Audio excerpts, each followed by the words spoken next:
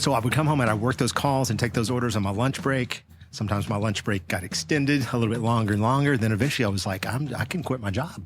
That's an amazing thing when you do a thing and then suddenly it can just fund your life.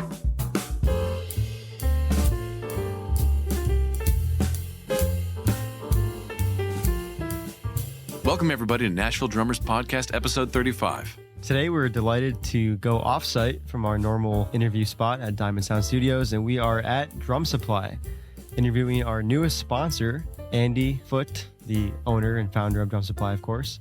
Drum Supply has been in business since 1995, as many of you may know, but many of you may not realize that Andy has quite the story to the founding of Drum Supply and him as an entrepreneur to create a business like the one that we see today in its modern form. I know that we were both pretty inspired just hearing him tell us that story.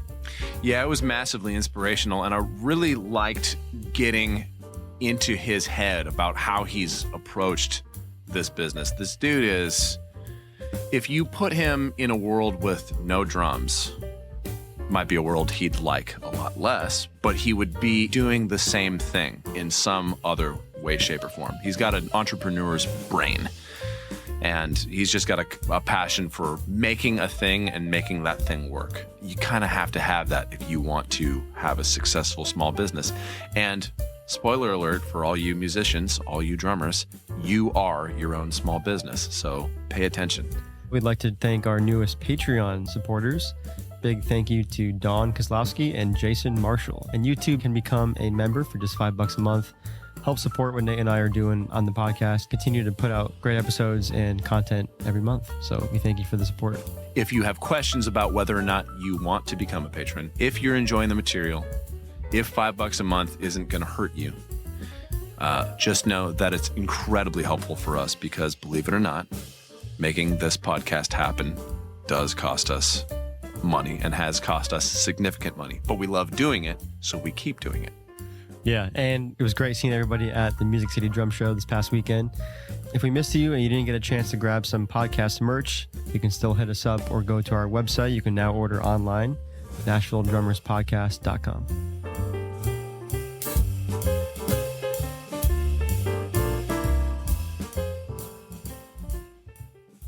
Andy, thanks so much for letting us be here. This is so cool. For sure. This is so rad. Yeah, this is our first off-site interview, and we're just thrilled to be here at Drum Supply. We're here in East Nashville. We're sitting right by all the snare drums. For those watching online, you can Buzz. Yeah, you'll probably pick up some of that snare buzz. We couldn't turn them all off. I couldn't live without that snare buzz, to be honest, in my life. So this is Like a kit doesn't sound like a kit no when you turn the wires off. So yeah, a drum shop. Same for a drum shop. Yeah, well, thanks for coming over. Yeah, of course. We're here with Andy Foote, the owner, founder of Drum Supply. Founder. Yeah, our newest sponsor, of course. We're super thrilled to have you on board. And why don't we jump right into the big news, which is the launch of Drum Supply Rehearsal. Tell us about that. Yeah. Oh, my gosh. Well, we met the folks from Soundspace at the Drummers Duel, and a conversation started, and it just turned out just like, hey, it's something that Nashville really needs more of, just rehearsal space, not just for drummers, but it's great to have something geared towards drummers where the gear is provided and taken care of and proper. Right. And we were like, we could just make so many improvements and things over here that could take this in a new direction and benefit us both. And that's what we're doing. Yeah, I'm looking at the bass drum head here. I love the slogan, 24/7, create 365. So tell us a little bit more in detail, in terms of affordability and how people would go about booking this space. Well, there's links on the website at drumsupply.com and all that. But I mean, it's pretty simple. It's just a monthly subscription. It's like $225, I think, and maybe a one-time sign up. And that gets you access to the calendar for 30 days to book 2 to 4 hour blocks 24/7. Wow. It's like key code access, kind of like you guys over at Diamond. But it's just a single room. I mean, it's 2 rooms that you get, as part of the package, but it's a single rental. And people are like, oh, how much per hour? There's no hourly rate. Right. Like you can eat. If you need it for 4 hours, it's $225. Right. Yeah. But you could do that, every other day of the week. As soon as you finish your 4th hour or your booking, you can book another. So it leaves the calendar open in a fair way for others to kind of grab spots. I love that. Yeah. Is the booking based on hourly like increments? No. Or? Well, I mean, you choose a 2 hour, 3 Okay, hour, or right. 4 Gotcha. block. And then, so do drummers have to bring in their own gear, or is it? Or You can. I mean, if you want to stack the stuff to the side, there's probably room to just set up beside the existing kit, or you can just bring your cymbals. I mean, you're going to bring all your breakables. Yeah, but You know. there's a kit there set up, right? We're keeping 2 kits there so that you kits. can do one-on-one lessons. Look at that, 2 You kits. can actually adapt it into like a double bass kit if you wanted to, I guess. In fact, some of the drums we're taking over there, you can't see them on camera, but they're right over there. That aged pearl kit, and there's a natural kit. Yeah. Some of our drums, we're kind of, this is another thing we're going to feature our house drums, our Hello brand drums. Okay. Yeah, you can count on the drums to be what you want them to be. No busted head or slack snare wires or whatever, unless the guy right before you demolishes things. But I'm going to be popping in and out to take care of that. Yeah. Wow. Man, this is so cool. I mean, I remember when you were saying there, you were kind of teasing an announcement, and I honestly had no idea what to expect. And then it was like, Well- 24/7 rehearsal space for drummers. It's like, that really is what Nashville needs. You know, I mean, we have the space over at Diamond, which has been great to us. And there are a Nothing few against others, them. of course, as well. But they all But- do things slightly differently. Slightly different, yeah. And they all seem to be booked or Just too expensive. right? or not exactly what a given person needs or wants or location or whatever. The only bummer is like for us, it's like, I don't know, it's like 9 minutes from the shop. It's not in our shop space here. I wish we had more space here, but we are fast outgrowing this space. There's a little space below. This, like, my landlord keeps his tool room down there, and I'm trying to talk him out of that. Interesting. So that could be something down there at some point, but I don't know. We'll see. But this is like so close, and it's so conveniently located off Wedgwood and 65. Okay, that that was it's my next just like, question. as I've started to work over there and set up the space, I can't make it inconvenient for me, if that makes sense. Like I'll just be driving, doing my normal thing, and I'm like, I find myself like at that exit or near that. You know, it's like, oh, I'll just pop in. Is that over by the Scouts Barbershop? Yeah, That's right over there? yeah, they're in the back, and All Clear Okay. is back there, right? The in-ears guys. Oh, yes. Yeah. So that's right. right It's a there. great location. There's the Loading Yeah. Dot Coffee Shop. There's a pizza place. I think a barbecue place. So you can go there, You can hang out. get some coffee, get yourself caffeinated, get your rehearsal on, Yeah. finish up your rehearsal, refuel with some pizza. And then get a haircut. Yeah. And get a And haircut. Scouts is the spot to get your haircut. That's if I do say so. I think myself. there's also another one that I've noticed in there. Another haircut Really. place. Okay. There's also a little shared lounge and kitchenette there as well, in a respectful way. It's like shared with the attached studio there that's unrelated. No kidding. But you can hang out there. Your bandmates can hang out, you know. Is there Wi-Fi? Yeah, there's Wi-Fi. There's a bathroom. Believe it or not, when I've been pitching this to people, one of the questions keeps coming up, is there a bathroom? Oh yeah. You've got a bathroom at Diamond Sound, right? Yeah. Yes. Yeah. Yeah. Okay, good. Is it always... Booked just like the rehearsal rooms are. exactly. Not a good thing. Yeah. Yeah. There's the line sometimes. There was a guy, one of our friends at the shop, who's going to come over and do some video work. I think he was like, he comes from the Brooklyn, New York kind of scene. And he was like talking about a rehearsal space up in New York. And he was like, every time, you know, like dudes will take a leak anywhere, but Yes. rehearsal was over. They had no bathroom. So rehearsal was over whenever somebody had to relieve themselves. Yeah. Yeah. That's You got to leave the building. when you need the bowl, it's time to go. That's it. Yeah. There's no doing that in the yard, unfortunately. But yeah, we're super happy. I mean, there's already bookings happening, new signups. So that's crazy exciting. And are you guys running a first-time promotion? Yeah. So right now there's 25% off code. I think it's Drum25 Yeah. off your first month. And there's no commitment. You can book a year and save like an extra 20% off that rate, Yeah. or a quarter, or half a year for savings. But and you never know. Come by and sweet talk us, and there might even be a VIP code. But you got to come see us and make a purchase, and then, You got to buy a Hello Drum first. maybe right? or just a T-shirt. Or just a t-shirt. Yeah. Just come over here and see us, and we'll sign you up, and you might get more than 25% off. Look at that. You heard it here first, folks. That getting rewarded just for showing up.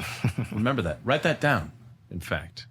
But we're trying to do a lot of stuff or creative things to tie back the drum shop, drum supply to the space, because we want people to love it and be there and go there and be a part of that. But also, you know, hey, come support us over here, you know, in the same way. So I've like plastered the place with all kinds of fun drum supply paraphernalia. Yeah.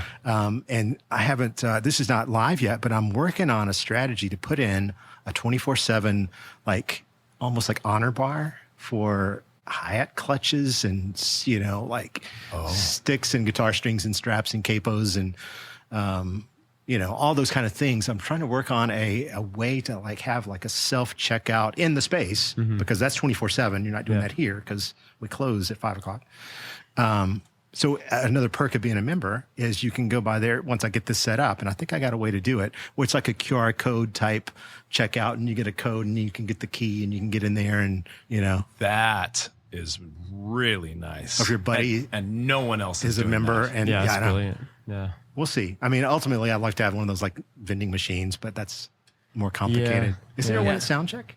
Or there is a vending machine at Diamond that has like guitar strings when it works. Yeah, that's the thing. Oh my gosh. This is just going to be... Forget musical. I mean, get a bag of chips. It could take you a few Thing hours. has stolen so much money from me. I hate that vending machine. To be fair, I think it is fixed now. So thank you, Josh, for doing that. Yeah. We're not hating on Diamond. Well, it's not even the machine isn't Josh's fault either. Yeah, like right. That's not. He just had it put in there. Yeah, Are we there don't know the drum whole bag. things? I'm sure dealing with vendors is. What's that? Are there drum things in it? No, there's Yeah. No, there's mostly just strings, and although strings and drinks in the same compartment, which cracked me up. Like, so nice. Keep your strings chilled. Yeah. But imagine like, cymbal felts, hi-hat clutches. I see those posts on the Nashville Drummers page. Yeah. Does anybody have... Oh my God. And of course, all the shops are closed. And so if you're a subscriber or maybe your buddy's a subscriber and they can run by, Right. I love that. That's some pretty clever stuff, man. We'll see. So let's jump back because I want to hear about how this place came to be and how you came to be here in Nashville. Are you originally from here? I'm from Jackson, Tennessee. Okay. Back towards West Tennessee, towards Memphis. So we spent a lot of time in Memphis growing up. Less time in Nashville, but some. But yeah, I started the shop in Jackson in my grandmother's backyard in a little shed, basically, that my grandfather and I built that I used to live in. It was our rehearsal room. But before all that, I mean, that's where I started the shop, and it kind of grew from there. And there's a lot of organic story to that. But I mean, of course, I played. Prior to that, you got to start somewhere, and that's I didn't come out of the womb and start a drum shop. Right. I'm sure some maybe have, maybe Shane at Portsmouth or something. But. Well, yeah, I was reading the Not So Modern Drummer article, which has a really cool, basically outlines the history about me. I want to obviously hear it from It's a you. few years old, but yeah. I was reading that, and it reminded me of like the Steve Jobs, Wozniak kind of. I was curious if you were ever into technology in that way, or just big had time. that mind for Yeah, like big tinkering. time. Right? I mean, a huge Apple nerd. Okay, there you go. And Steve Jobs and Woz nerd and all that kind of stuff. I collect Apple vintage computers. My office at home is full of old iMacs and stuff. You're in good company. My dad was a president of the Mac Club for a while. What? Yeah. For like a region or something? I don't even remember. I would have to the ask country? him. I don't. Probably not, but maybe. My dad's a pretty big nerd, and I say that in the most loving way possible, and with the utmost respect. Yeah. He's a really brilliant guy. Well, I mean, I started playing in like when I was 12 in school band. Yeah. Just snare drum concert band kind of thing. My parents got this brand new Ludwig Superphonic like little snare drum kit, like that UFO case. The education kit? Yeah, I guess it's probably That kit, yeah. The sticks would click into a thing. I had one pair of sticks that clicked inside the kit, and you could put your solo and ensemble book in there. But I would lug that thing around the school bus into school, and I would try to learn. I basically faked my way through school band as far as reading music goes. Do you guys are you guys I don't know, do you chart stuff out or you're on that level? I mean, I feel like I have a pretty typical childhood in terms of percussion education. Yeah. So I was doing concert band, orchestra, percussion lessons. I learned to read from an early age. I tried and I did a little, but I would fake my way through it. Do you chart stuff out? I don't chart stuff. Yeah. I learned how to do that. And actually what happened to me in high school was I did snare. We had like a little drum corps, which was great. Very like music forward high school, which was fantastic. The guy that I did snare with, his name was Andy Davidson, and he could read anything, any chart. And so we had these gnarly drum charts, and I would just listen to him play them and go, okay, that's what all this weird looking notation means. Noted. And then eventually I kind of got it down. But No, I do stuff. I basically play from ear. I mean, I was just playing snare drum, and then I guess there was a little xylophone and maybe the tubular bells or whatever. Yeah. But I always wanted to play drum kit. And there was a jazz band as well, where it was like, drummers on kit doing jazz and the horns and all this kind of stuff. And I just knew internally, I'd never sat behind a drum set, but I knew that I can do that. Yeah. But there was this threshold that I was just like so bummed about. Like, how do you try out for jazz band when you cannot, like, no way. Like, you can barely read like charts or whatever, like music for snare drum, take that to drum kit. And like, I would just be faking it, and I thought I would fail or whatever. But I would watch that drummer at performances in the gym or whatever, and of course others, and I would be like, that's cool, and I want to do that, but I don't know how to do that, how to get to be able to do that. Until one day I had my little UFO case with the snare drum in it, and I met this dude we're still friends to this day on the bus. His name's Mark. He was a guitar player, and everybody was like, he's the guitar guy, and you're the drum guy, and you guys should meet. And it was the back, the bad boys sat on the back seat of the bus, and we're back there, and let's make a band. Let's have a band. You got a drum set? No. That's how it always starts. Yeah. Guitars and drums. I mean, sometimes back of the bus, bass or whatever. But I was like, I just have this snare drum. And to me, my parents had bought it and paid, made payments on it. And I just thought it was worth $1 million. It was all bright and shiny and chrome and new. And I was like, maybe I could sell this snare drum and get a drum set, because I know it's worth a lot. So you already had the business mind, even as a kid. I guess, yeah. It was starting right there. Yeah. And of course that didn't happen, but he was like, hey, my little brother tried to play drums and he quit. We've got his old kit in the basement. Oh, perfect. So I remember the day my grandparents dropped me off at his house, and I walked in. I had my snare. I brought my snare to my first gig. I'd never sat behind a drum set. Put my snare on the snare stand. It was an old Pearl kit, like an export kit. Yep. And I don't remember, like, nobody taught me how to, cross hand or like I just started playing. Like, he started playing guitar, and I just started playing drums. Yeah. And I felt like, I probably sounded really horrible, but I felt like I'm doing it. Right. I'm playing drums. You were at least close enough that your ear, as developed as it was at that time, was like, this is acceptable. Yeah. I mean, foot, hands, on it, like I was doing it. And it was just like, wow.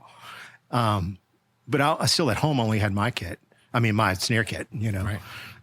So I just aspired to have a kit. There's one at his house, and he would assign us, like, he kind of led things because he was the guitar guy.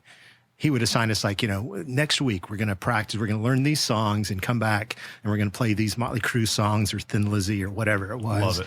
It was like learn this whole album sometimes.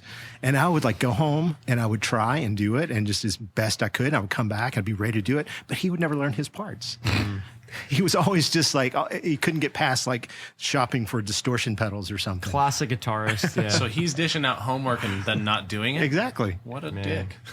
But it worked. Somehow it worked. It worked for me. It gave me some discipline for like, okay, I've been told to do this thing, to learn this, and I tried and I did it, and I felt like I did it. And, I don't know. I guess I was a little frustrated when I would come back and he couldn't play along. Yeah. And I was like, well, I'm ready to play. Plus, push play on the cassette. That's like when you go to rehearsal, you're, as a drummer, you're on it, right? You're prepared.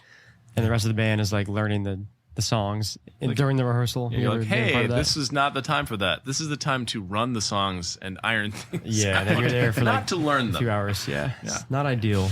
No, that's not the way. Well, I eventually did get a kit. How did I end up getting a kit? I kept that snare drum. Oh, I got a kit for like my 12th birthday. Did you come from a musical family? No, nobody else played music. They were into music. Yeah. My dad had all these like old early rock and roll records, like Little Richard and Fats Domino and, cool. Johnny Rivers, different ones. And he was always pointing out, because he knew I started playing with like bouncy pencil erasers on cardboard boxes when I was, a child. As we all do. Yeah. And it was like, you can get that rebound. Yeah. And then I got a crappy, I think it said Diamond Rock on the front head of the kick drum. Like it was made out of metal, like shells, like a little child's kit. Yeah. Right. And I beat the heck out of that thing. I think our neighbor like kicked in the bass drum one day. And so it had no sound anymore. Like out of joy or hate? I think it was probably like, you're making too much noise. Yeah. Wow. I would imagine. Yeah. Anyway, so I just started on pencil boxes and stuff, and then got a kid's kit, and then all the high school stuff. And then I did actually get my first kit was a Ludwig Vista Light kit. Wow. It was like black, see-through. Yeah. Concert toms, though, it was like 10, 12, 13, 14 up top, like on two toms here, two toms there.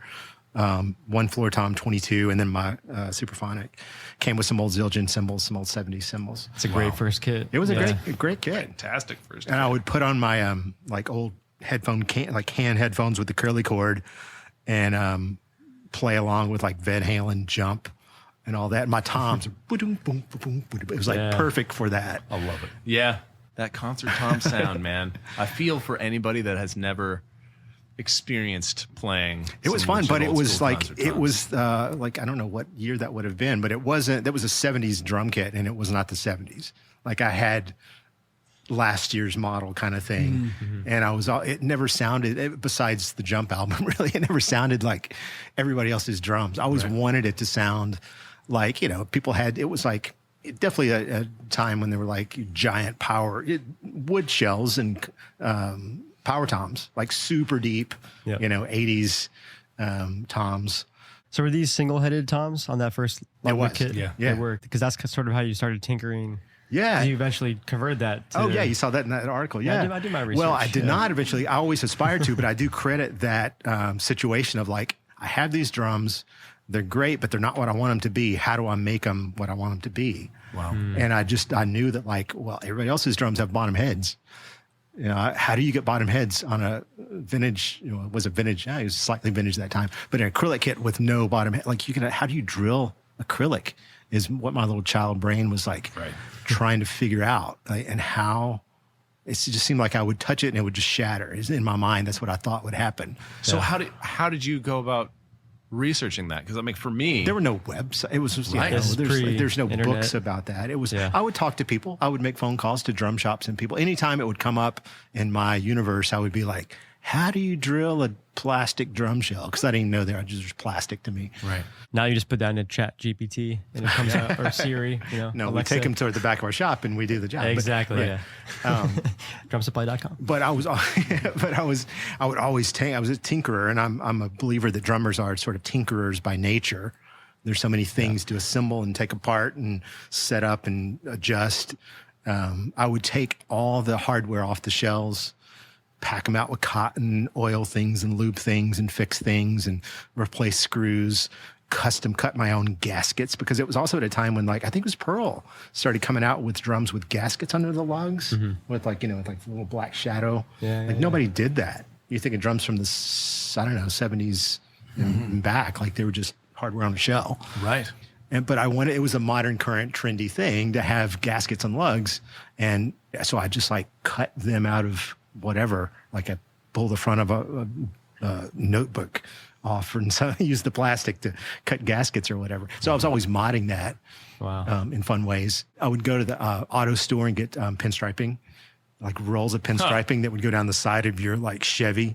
I would pinstripe the bottom edges where there were no heads. I would pinstripe around there with this color, and I would change the colors. It was red for a while, and then I was into turquoise at the time. Are these, like, I'm just trying to picture this community that you're in. And so this is in Jackson. This is in Tennessee? Jackson. So it was just like, school band, church, Did your parents have to drive you around for these different Sometimes. And it was projects? mostly my grandparents were the ones that sort of shuttled us around. But that drum kit took up like my whole bedroom. Yeah. It was in my bedroom. And so I basically rolled out of bed and be at my throne. And my parents were so supportive that like they never complained. I was back in my bedroom, probably just like so loud playing this kit in this tiny little house. And not once were they like, turn it down or anything like that. So, you don't think about that at the time, but I'm sure neighbors didn't complain, Just the one that bashed in the bass drum head? Yeah, that was, he probably moved out of the neighborhood by that time. But yeah, so I had that kit, but I always wanted that wood kit. I always wanted to double-handed. And somehow I got attached to Gretsch. It was probably some ad in Modern Drummer or something. Yeah. You start to flip gear, you're always going to need to sell the last thing before you, to fund the next thing. And at that time, there was like no Craigslist or internet or anything like that. There was this, basically our gear Bible at the time was this newspaper that published out in Nashville. We were in Jackson, called the Trading Post or the Trader's Post or something like that. And it was just like a classified ads with like people selling and buying and selling. And so we would just like comb through these pages and pages and get the new issue of the Trader's Post. You could get it mailed to you wherever you lived. And there was a guy selling, it was like a walnut finished Gretsch kit that was like, I don't know, something like $1,600, or we'll trade for Roland electronic kit. Flipped over, on the back of that same page, somebody was selling a Roland electronic kit for $600. And I was like, a light bulb went off and another little cog in the wheels of a business operation clicked into place. And I like called that guy that's selling the e-kit. I was like, I will meet you. I'll drive 3 hours. I don't have a car, but Mark, my buddy, guitar player guy, will drive us to Nashville. Met him in the Shoney's parking lot by the stadium. It was the Shoney's at that time. Timed it out perfectly so that like they didn't overlap, because I didn't want those guys connecting. Right. You know, I was like, I'll meet you at 2 and then we'll get a burger and I'll meet the next guy at 4 or something. But bought the e-kit for $600, traded it, you know, 2 hours later to the guy with the Gretsch kit that was for like a third of the price. That is incredible. That's insane. What a story. Yeah. And How old were you? I was probably Teenager? 13, 14. That's amazing. And so I had a real drum kit, and it was an awesome square badge walnut Gretsch kit that I had until a few years ago. I think at one point I had to sell it to pay the rent. Yeah. One of those kind of things. Started collecting more and more Gretsch kits and stuff after that. Wow. This may sound like more normal behavior in today's day, right? With the internet, and like it's so easy to do that stuff now. Like, Oh, yeah. Facebook Marketplace and Reverb, you could buy stuff and sell stuff all the time. That's like the norm. But back then, I mean, did you feel like, almost like rebellious? Kind of like you're meeting people, you're kind Not really. It didn't feel like rebellion. It felt bedroom. just like something, like it felt right. It felt right, like an opportunity that you had always been wanting, and it was just placed right before you, and you're just like, wow, you can just do this. I mean, now you can just click a thing or DM somebody, but at that time, there's a lot more effort that went into it. But it was just like, now I have this kit, and you know, you get to you start to be a gear nerd, and you're like, you know, you can't use that as a crutch, and I'm sure that's still a thing. I'm a little disconnected from, you know, what you guys are out there playing, and you know, you got to have your talent. But you also need some good gear, you know, and maintained gear and stuff like that. But you can't, I've definitely seen it where people are too attached to gear and they think that's, you know, the next better piece or the upgraded thing is like going to make them somehow achieve more. Yeah, there's a balance for sure. Yeah. But I mean, it did make me a better drummer to have that Gretsch kit, but it was more inspiring to play. Yeah, sounds it for sure. And then I was able to sell my Vista Light kit, never had to drill it. And then we were off to the races. We were a band and started playing and stuff. And then, you know, that cycled through and I got into CCM Bands, contemporary Christian bands and stuff at the time, a different lifetime ago. Yeah. That's not my world today. But I think churches are, for a lot of kids in music and stuff like that, it's a great starting point for, you know, being introduced to music and playing and musicians and collaboration and all that. And performing, playing in front of other people. Yeah. That was absolutely massive for me. Really? I totally agree with you. I mean, that was, I would credit being comfortable playing in front of human beings to years of doing that. Years church? Yeah, years of playing in church. Where was this? This was back in Redding, California. Okay, wow. And just, you know, show up Sunday morning. Okay, here are the songs. Great, cool, here we go. Well, I mean, I went through, you know, Southern Baptist and then like Pentecostal, which is like really heavily like crazy music based. Yeah. But it turns into, for us at that point, I mean, I ended up sort of getting out of it because it felt like, as a musician on stage in a Pentecostal setting, it felt like we were sort of driving. People would say that like the Lord was, you know, going through us to whatever, but it felt to me like I could like double time it and then the audience would react differently and they would be like, God's doing this. I'm like, no, I just started playing double time. I messed with your head. Yeah, I am. Yeah. Yes.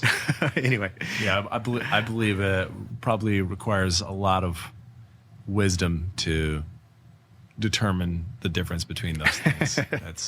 But it was good. I mean, that got us in front of people and we started playing more and more and I was touring and I was still working like a full-time job. I used to run like produce markets for every independent grocery store in Jackson. Oh, wow. So I was in there like, you know, 4 a.m. in the morning, putting out the apples and the oranges and turning on the sprinklers, and that paid the bills and bought gear. But then when you start playing and touring and like trying to do like studio stuff and, you know, being what you are as a musician in the 90s, it would have been. At some point, it kind of flipped from like, I don't know what it was. So my grandparents, I basically lived with my grandparents in that little room in the back where we had band practice. Yeah. And they started to, their health started to decline. And so I had to like sort of just make a decision, like I can't do the road thing anymore at that time. I need to stay home and like kind of take care of my grandparents. And I had started like tinkering with making drums, my sort of like tinkering with my kit had sort of started to turn into constructing, different things. Mm-hmm. And at that time, there were no sources for the parts. Yeah. All the shells and all that kind of stuff. Like there was really no go-to for those kind of things. And I went to NAMM shows and just made phone calls. There's this thing called it was basically the internet of the time when it comes to business, this thing called the Thomas Registry. You can go to the library and you get these giant books that are like 6 inches thick that have to do with different industries. And you just look up like suppliers of things, There was a time when I started making, I tried to make cymbal polish and I needed containers like spray bottles and stuff to put it into. And I had to find suppliers of like those kind of things. Wow. That feels a thing like that. It's funny because we do have access to more things, generally speaking, but there's also such a mess of just noise out there. It something like you said, it's called the Thomas Registry. Something like that feels like some form of arcane knowledge. Like, yeah, there's this.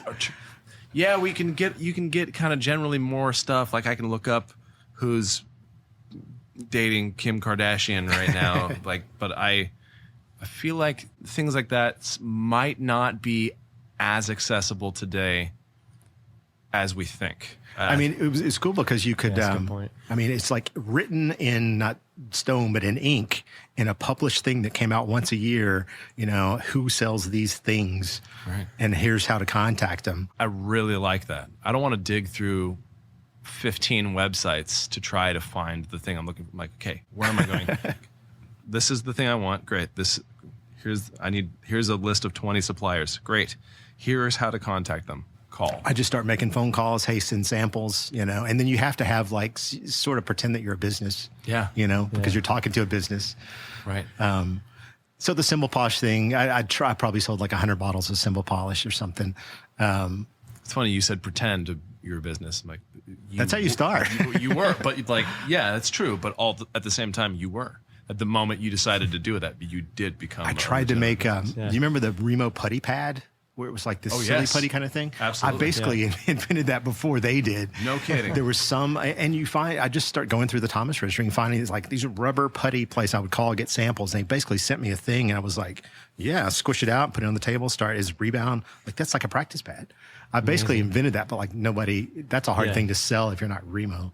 Yeah. And there was no internet back then. So it's like you got the coolest idea in your bedroom, but who's going to know about it? Right. So I'm like feeling around, like there's a business sense in there somewhere. Yeah. At this time, were you building gear for any friends, or was it just like for yourself at that time? It was for me. I was just kind of feeling it out, and it just start to wheels just start to turn and things start to click. And it turns out that, so my 5th grade band instructor was super instrumental in, when I was in concert band and all that. His wife was the art teacher. He was the music instructor. And those are the only 2 classes or topics in school that I had any interest in. So they were my favorite, like power couple before power couple was a term. Yeah. But he had super inspired me, got me into music, playing drums, all that. He leaves in like 6th grade. I was in 5th band with him, 5th grade and 6th grade. He leaves to go to med school. So he's gone. I go to a different school, get in the band with Mark, do all those kind of things, tour and all that kind of stuff. He re-enters my world all these years later. It was probably 91 or 2. And he has gone through med school. My 5th grade band instructor is now a doctor, like an MD at the emergency room at the clinic in Jackson. Oh, wow. Has fun money, apparently. Still has some musical tendencies. He's putting in a studio in his home. Mm-hmm. He's long since left his art teacher wife, and he's now a playboy. He needs a drum kit, and he finds out that I'm making some drums and stuff, and he commissions me to make all the snare drums or a bunch of snare drums for his studio. Wow. I'd never done that. So that was like the first legit project you had? Yeah. And it was like one of those things where you're just like thrown into the deep end. You've heard of Drum Supply, but you gotta see their shop. It's a drum shop experience like no other. They're packed with all the gear a working drummer needs, and so many parts, noise toys, and accessories. It's a toy store. Curated cymbals, kits, and snares. The hands-on percussion room is nuts, and their custom shop work is fast and affordable. Andy and the guys know their stuff, and they're ready to help. And the big news, they just launched Drum Supply Rehearsal, a 24/7 rehearsal space for drummers. Learn more and grab discount codes at drumsupply.com. And so I had sourced shells and wrap materials and hardware and knowledge of how to do the woodwork and all that kind of stuff. And somehow I'm like, yeah, you're going to pay me a bunch of money, all this money to make like 6 snare drums, you know? He was like, just one of every, like, you know, piccolo, 6-inch and 8-inch, maple wood, like all the different like tones and textures that you would want in a studio.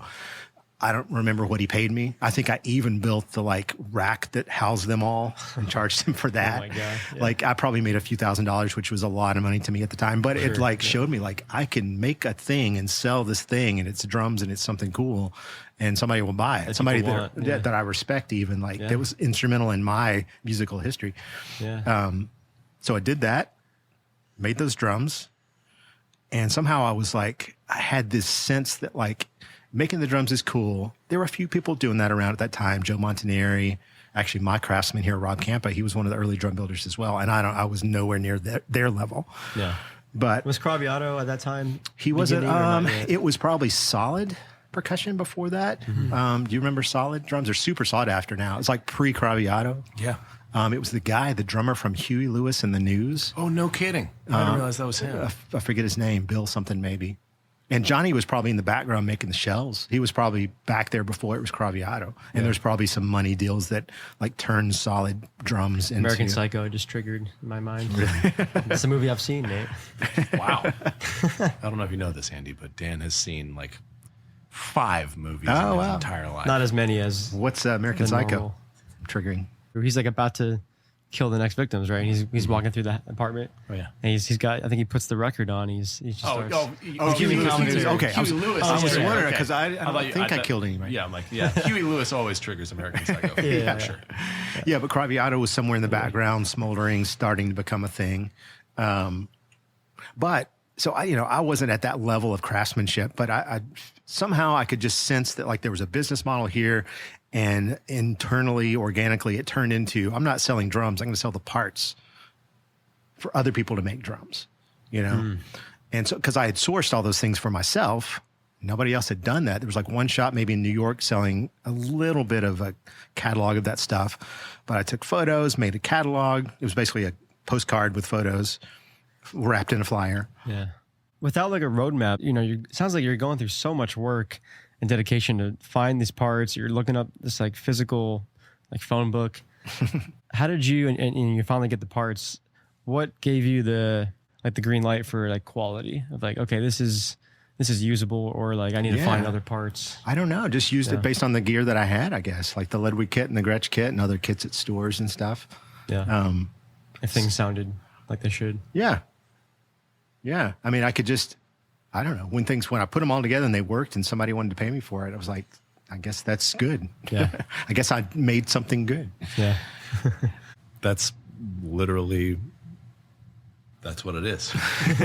Yeah. Well, someone wants this. Oh, great. But I put a ad in the back of Modern Drummer. Not So Modern is, I did advertise in Not So Modern Drummer, which is the vintage mag back then. But I put an ad in the back of Modern Drummer. I set up an 800 number, which was the toll free that you had to have if you were any kind of like mail. It was like internet business today back then would be considered like a mail order business. Yeah. You would call an 800 number and ask questions and give them a credit card and they would ship you things. And I was wanted to be that guy that you would call.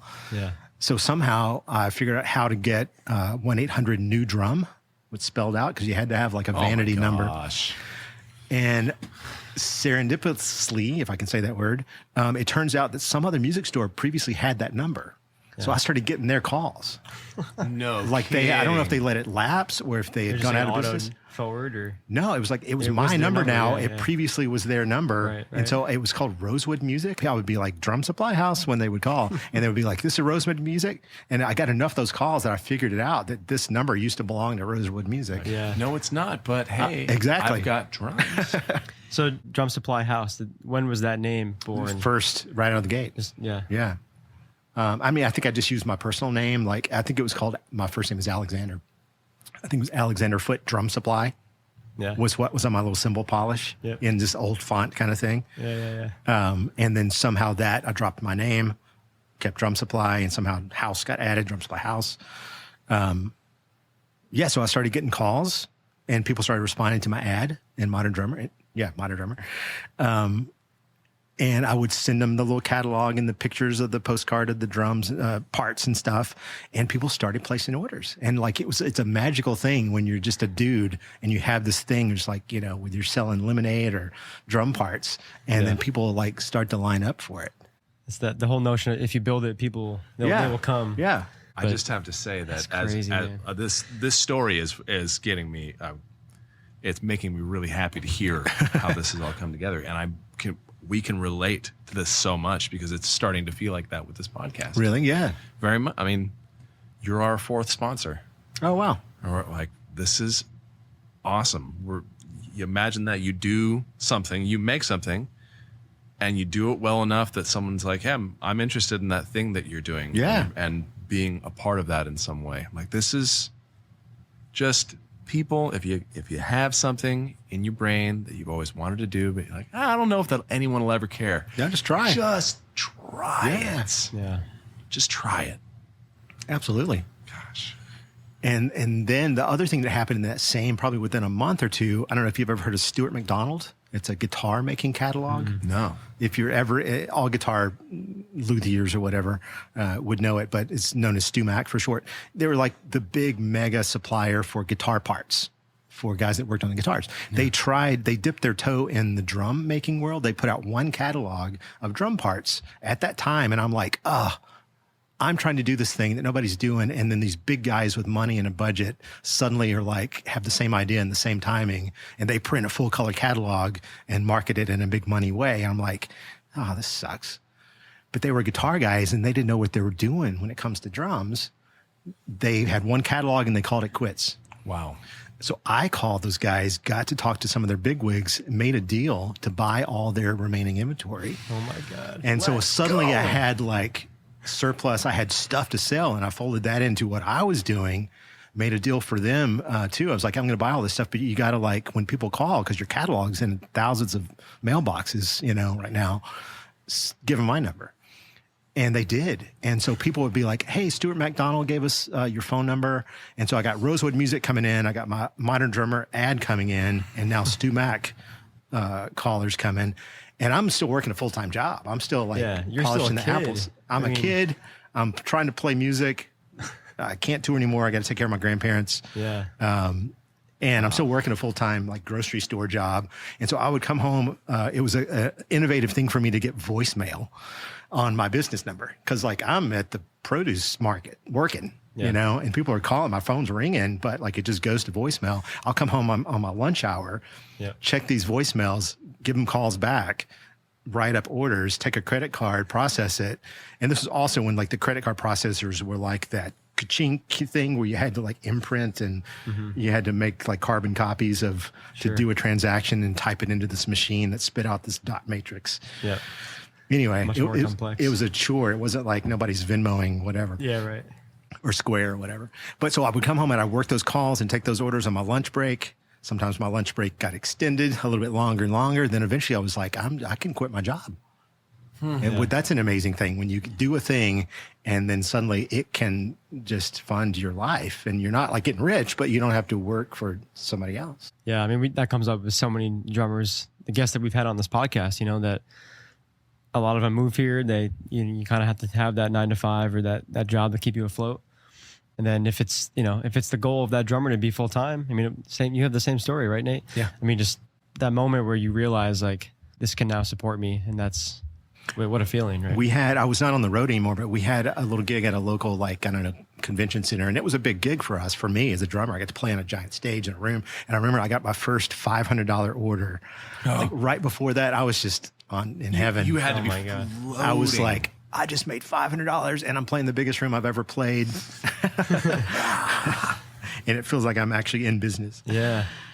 Man, the resourcefulness is, as I'm hearing the story, it's just, it's inspiring. I mean, it's crazy. You're making me want to like buy and flip things now. Like, it doesn't even have to be drums. Like, I need to flip something. Well, people do that. I mean, people flip houses and people flip drums. And a lot of time we have customers that come in all the time. They're just like, they're just get a cheap kit, come in, get parts, doctor it up and flip it. Well, I hope people, I'm sure this will translate. The people that are listening and, customers that shop here every week, every month that don't fully understand. And we'll get to like the business kind of how it was and how it is in the future too. I want to talk about, but it's so much work behind the scenes that goes into, especially as a builder. You're not just selling drums that are already made necessarily, but I just hope people have that respect and understanding. It's like, they're coming in and they're buying a towel or a new snare drum and it's like easy peasy, but the amount of work that you've put into this business is remarkable. We're heading towards 30 years, which is just nuts. At some point, a thing that we're describing here can take over. It becomes its own, like, sort of being, this monster that will roll you over or chew you up. Because then it's like, you got to know, like, you've created this car and it's like, there's gears to it that you never intended. And then somehow it's just like, going off the rails, but it's going, it's forward momentum that's going to, it's both positive and scary, Can be overwhelming for sure. Well, perfect segue. I mean, speaking of that, the wheels, so the move from Jackson to Nashville. Oh, yeah. Talk us through that transition. So the shop in Jackson, like, we grew so fast because it was just what I've told you so far. I was just me and a telephone, and I quit my job. And there's no employees. It's just you. Well, we grew within the span of like maybe 4 years. I say we because it started like I had 6 to 8 guys on staff. I just rented a little warehouse, and I had 2 guys doing telephone. I had a manager and a employee doing telephones. I had 2 to 4 guys doing shipping. We had a whole like shipping station thing. I had a guy doing some lightweight custom work in the back, just some basic drilling and stuff like that. And then, 3-4 years in, and the phone's ringing and orders are coming in. And it just feels like, you've made it. But I mean, in my experience, a niche business that's starting to do well, that's like, quote, successful, is probably going to peak. Or I don't know if you call it peak because it implies that it's the top you're ever going to be, but like you really sort of hit a high point, 4, 5, 6 years in. Yeah. And then you can have the tendency as a business owner to go on autopilot. It's like, things are happening and I don't have to make them happen. And, you can sort of step back. And I did a little bit. And I learned some lessons because, when the thing happens without you and you're the thing that made the thing and, makes the thing go, really, I don't know. I mean, to me, I learned lessons like you got to show up every day and lead from the trenches and make the things happen. I mean, there's certainly something to be said for, taking things off your plate so that you can grow in other ways and make new things happen and all that. But there is a tendency to like you've made it, step away. I actually moved out of town. My business operated without me from a different city. I moved to Nashville when my business was still in Jackson. Oh, wow. And I would go back every scary. like, it was scary, but it was also like, it felt like, whoa, like this thing's rolling and like, okay, I can just let it roll and I'm going to be over here. Yeah. I would go back every 2 weeks basically to do payroll. Wow. And I would work on the website and curation and new products and all that kind of stuff from Nashville. I moved here with a girlfriend at the time. And then at some point I was like, this is too, like these drives, like 2-3 hour drives back to Jackson. All my world that I'd built is not where I occupy. It's like I live here, it's there. At some point I made the decision that like, I need to move that here. I need that just to follow me to Nashville. All the employees at the time, like I gave them options to like, anybody want to move to Nashville and come do this thing here?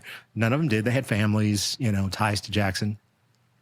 So how am I going to manage that? I've got this operation that's like pretty intensive at that time, web sales and doing drum shows and all kinds of stuff. And I want to pick that up and move all that physical stuff, inventory and space, like everything that was just like the business. And I've got like 8 guys running this, but suddenly I want to remove those 8 guys and it's just me again. Yeah. Oh my gosh, it was a scary point. But I just knew I had to do it, and I had to figure out how to do it. We literally, when we moved the shop, had 2 semi-trailers full. Whoa. That's how much space of stuff we had in that warehouse as we made the move. So I rented the space over in Germantown here. I found it was a whole different time of Nashville, but it's now the Barista Parlor coffee shop over there. Okay. Yeah. So I was there for a good 10 years, but that space and this space, a few years later, I rented this space to be our wood shop. But I rented that building in Germantown. All the movers got all the stuff in, and I'm sitting in this pretty sizable, like 3,000 square foot building in Germantown. That's like, I'm just surrounded by all my like boxes of business stuff. And like, what? Like, I can't ship an order. I can't find a drum lug. I can't take a phone call and be like, how many of those do we have in stock? I mean, It's just boxes of stuff and me and a warehouse. And I just started putting out, I think I registered like drumjobs.com or something and started putting ads out on that. Was it drummaker.com? Drummaker.com is the website. That was the So that's still our website. And I hand coded that website. Oh my God, of Like course. these days, it's like you can spin up a Shopify thing in an afternoon. But like I hand coded and curated that website. And it still to this day runs on my hand coded code from a used Apple Macintosh in my closet on my Comcast or it's Xfinity, whatever it's called now. So Drummaker was launched December 31st, 1999. Yeah. New Year's Eve. Yeah. That was Y2K, right? Exactly. So do you know the Y2K thing? Oh, yeah. Yeah. So everybody was like, the world's going to end, ATMs won't work. And I'm about to launch e-commerce for the first time. So we started in 95. 5 years later, we've hit a plateau and I got to get an e-commerce thing going. Because the phone's ringing too much. You need that website to take those orders for you. And that was the thing. It was to stay at that level. Right. Also around that 4, 5, 6 year mark, that's when things get challenging because others will see and be inspired by what you're doing and they want a piece of it. Yes. And they want to copy that. And that's great. Like, everything is built on being inspired by something else. Right. But when this is your livelihood and then suddenly somebody else is like, I want to take a chunk of your livelihood from you. They're not thinking that. They're just like, I want that. That's how it feels. Yeah, absolutely. It's competition in business. That's a thing. But you start to learn that lesson about 4, 5, 6 years in, usually, and how to manage that, compete, zig when they zag kind of thing. Right. But yeah, so I launched the website, flipped it on. You just taught yourself how to make a website? Just like anything. Yeah. It's back to that tinkering mindset, right? Yeah, exactly. And I love coding and that kind of stuff in that format. But I flipped it on. Of course, it was running on a Mac, and Macs didn't have the Y2K bug. That's a PC thing. Yep. So everybody else was like, of course, it was a farce anyway. Yeah, right. The world didn't end, as we know. I actually have a funny story about that because my dad, early on when that first started to be discussed, before it was even, you didn't even see it in the news yet. Of course, my dad being the aforementioned nerd that he is, was like, he was telling me about it. He's like, yeah, they're talking about this thing. They're saying maybe all the nukes will get launched and no computers will work and all gas. You can't pump gas. Yeah, and all these things. Like maybe, and then I mentioned something about it in school, and I remember all my peers were like, "What? What are you talking about? Like this? What are you?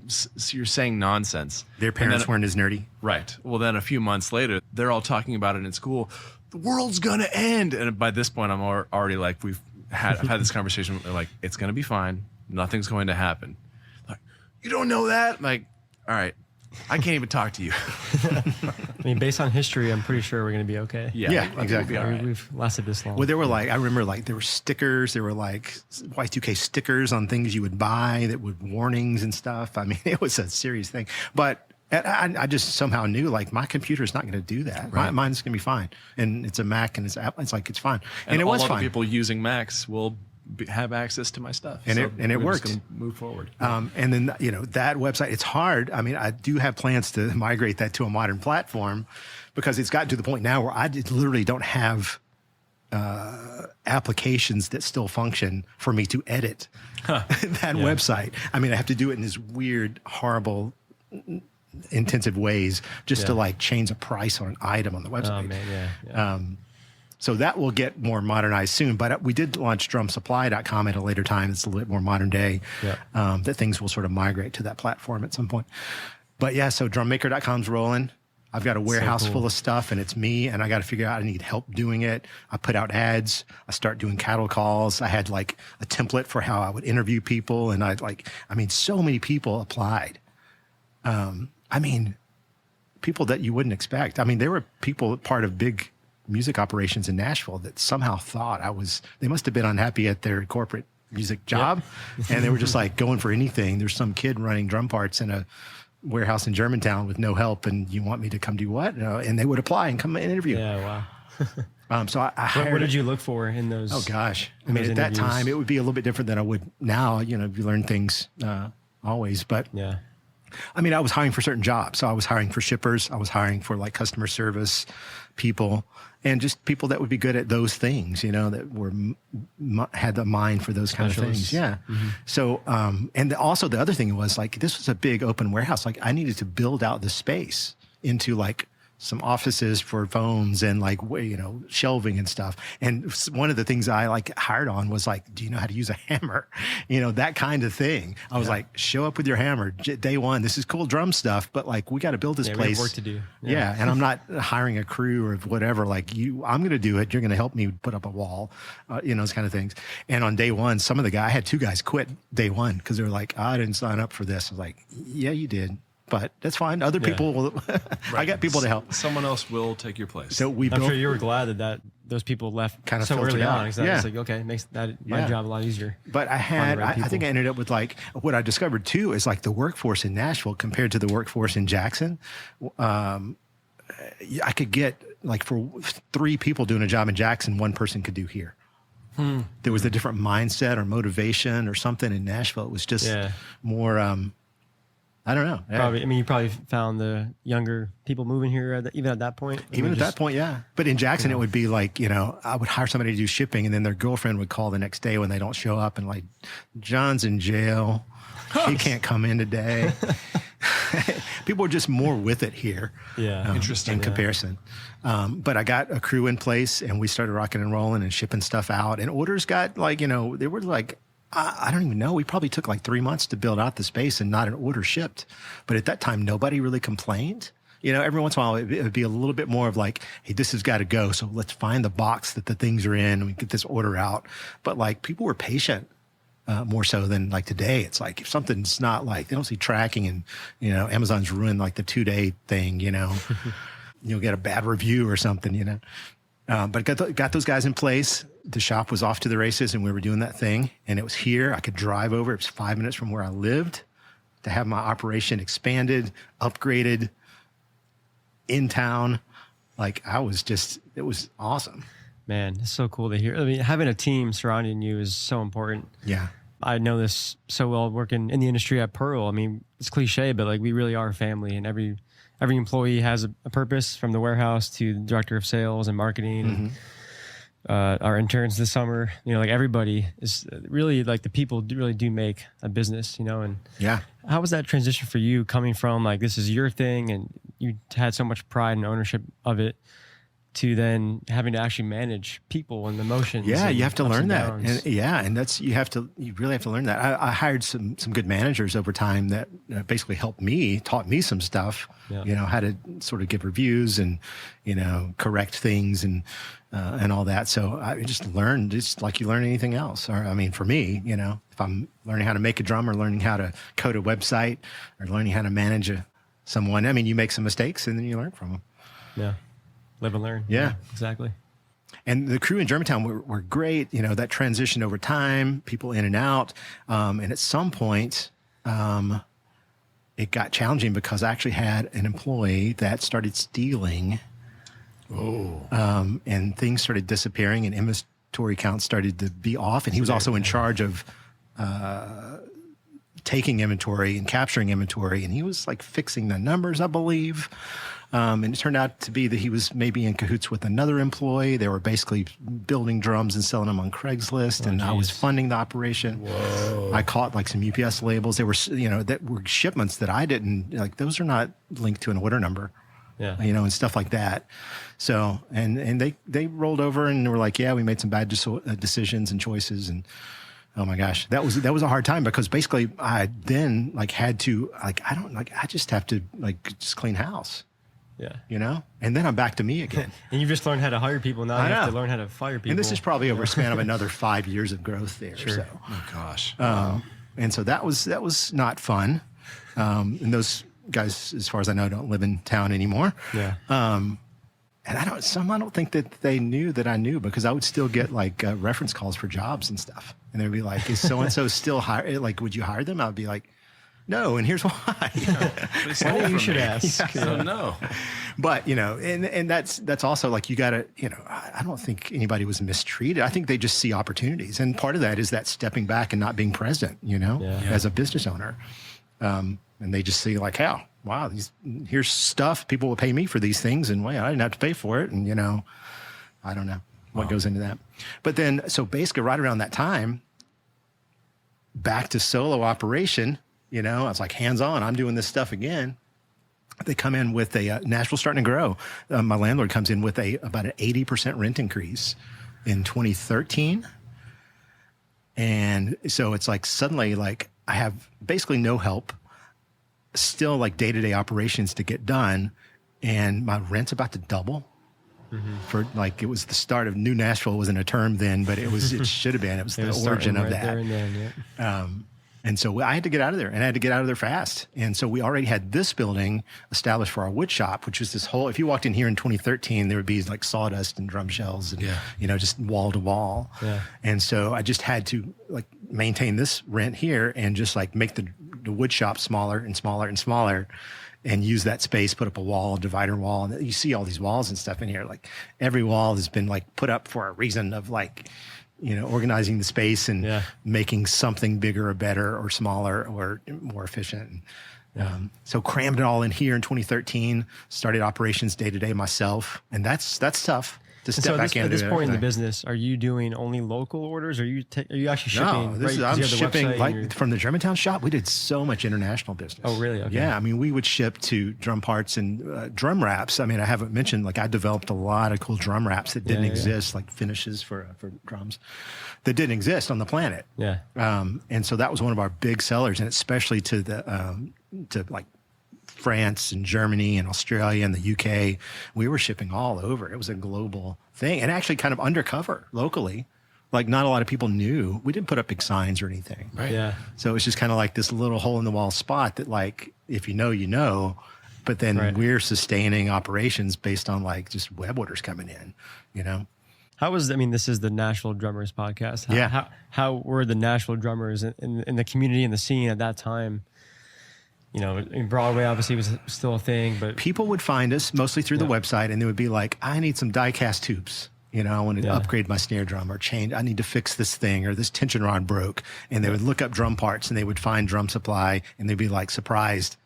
That's 5 minutes from my house, And then they would come over to this nondescript warehouse and knock on the door. And then eventually that turned into doing appointments. Yeah. So I would just people started finding us in word of mouth locally.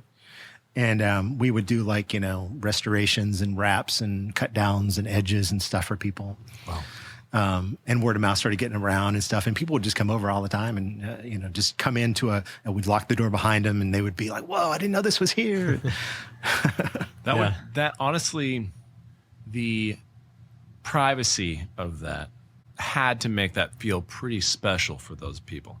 I always tried to make them feel special. I always felt like I need to clean up, and it was just stuff everywhere, kind of like there is now, but it's more organized now. But back then it was just boxes of hoops, and but it had a vibe. It's sort of the vibe of our shop, in a way. I feel that's also a drummer paradise. That's what we want to see, right? Right. Just parts and drums everywhere. Just wait a minute, you start putting this thing. Factory, I've made drums based on parts just getting stacked on top of each other, and that looks like a cool drum. And we'll put that together. There'll be a hoop and a snare drum stand, and then a shell gets put there, and a head, and another different hoop. It's that looks like a cool piccolo. Interesting. But then, so probably as Nashville started to grow, this corner has been Is that an example of one right back there? What do I you can't say? quite see what Oh, that is those? behind. No, our buddy Kevin from Creative made those. Those are popcorn snares. They literally have unpopped popcorn in there. Grab No one. kidding. Oh my God. Grab one. Pull it out. I got to see this. What? Oh my God. Yeah, the kernels. Yeah. A literal popcorn snare. For anybody not watching, you're a fool. This is That's awesome. hilarious and awesome. Oh, come on. You actually have it upside down. Flip it over. yeah. There's a level in the bottom because Oh. it's got to be level or the popcorns won't pop. Yeah. Oh, dude. The joke is it's a quarter teaspoon of canola oil for the autoplay option. Amazing. But yeah, stuff like that would evolve. But as the neighborhood has grown, I mean, gosh, when I moved the shop from Germantown into this space, like there was no Mas Tacos or Pharmacy Burger. There was Mr. T's Daycare and just like old neighborhood salons and stuff like that all Yeah, I was around. going to ask Mr. you, how T's did you... daycare? Yeah. Not Yeah. that Mr. T's. Okay. I was going to say, we need to have a conversation because I need to know all about it. That was in what's the pharmacy now. Was Mr. T's Daycare. Okay. I never went in there. It was like just painted on the side. Pharmacy is still one of my favorite spots here. Yeah. How did you land on the East Nashville? I mean, I was started in Neighborhood. Germantown. It's just like where things were affordable. And this place, we had bars on the windows, definitely no signs out. And then Mas Tacos really kind of took things to the next level over here on this corner. They became really known for their food truck. And then it starts in a food truck. You're going to have an actual restaurant at some point. Everybody knew that Mas Tacos had opened a space over here. And somehow they all came to our building. Because we were just locked up doing appointments, and people, we call them taco knockers. Taco knockers. They would just knock and be like, we're looking for Mas Tacos. And that's why, if you've seen the big mural of the finger, Yeah, the big yeah. hand, like, it's here. Yeah. And we used to have a sign that was, I drew an arrow, tacos that way, to keep people Drums from this way, yeah. bugging us. That's amazing. But that stuff sort of took things to of the neighborhood to the next level, and like lots more cars and traffic and all that. And at some point I'm just like, if I'm ever going to open a retail shop, because people are coming in and wanting stuff and wanting our services and wanting to, we're one of the early suppliers of like snare weights and things like that. And I started to really have a lot of fun curating accessories that you don't find or see anywhere. We've got so many accessories that are exclusives or only, you only see on Instagram from like Germany or whatever. Yeah. That's my favorite thing about Drum Yeah. Supply. I mean, it really is like a toy store. Like I come in and just, what can I... Well, even when we What were can I doing play with? appointments, What can I people would find? come in and get like Roots EQ mutes and those like bandana overlays and snare weights and stuff like that. And we would demo those at drum shows. We would always do the Chicago Drum Show, which was the big one. Nashville's really coming up. Yeah. And we don't even do Chicago anymore. Nashville is just like enough of a drum show that it's in our backyard. Like it's just do that. Yeah. Yeah, shout out to Landon. Yeah. Music City Drum Show. It's coming up. By the time this comes this out, month, yeah. it will be Yeah. done. But Yeah, right. Yep.